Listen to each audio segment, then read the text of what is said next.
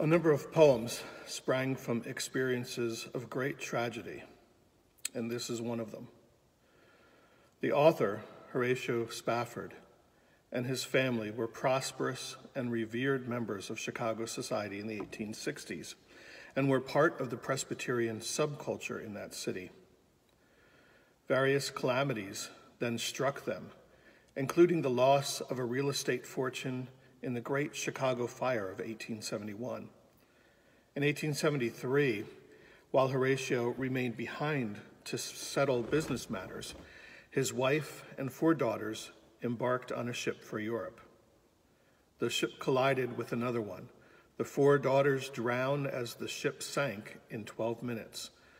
And when Mrs. Spofford landed in England, she sent a heart-rending telegram to her husband that began with these words, "Saved alone, what shall I do?" When Horatio sailed to meet her a few days later, he penned his famous poem on a piece of stationery from a Chicago hotel as he neared the site of the shipwreck. Using the contrasting water imagery of a peaceful river and an out-of-control storm at sea, the opening stanza expresses the ideal of contentment, along the lines of Paul's statement about being content in the up and down situations of life from Philippians 4:11. From the theme of contentment in stanza 1, we move to the theme of assurance in stanza 2.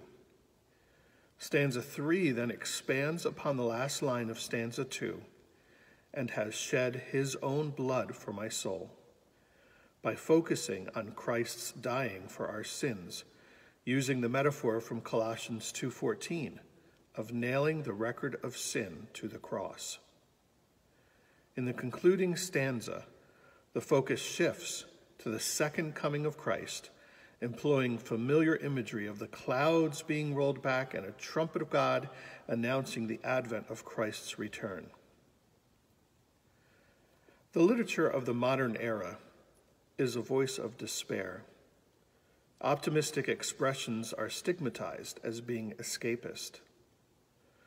But the poetry of Christian affirmation, such as this hymn, is not escapist.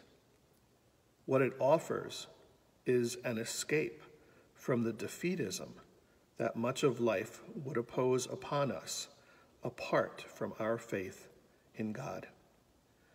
Philippians 4:11 through 13 says, "I have learned in whatever situation I am to be content. I know how to be brought low, and I know how to abound. In any and every circumstance, I have learned the secret of facing plenty and hunger, abundance and need. I can do all things through him who strengthens me."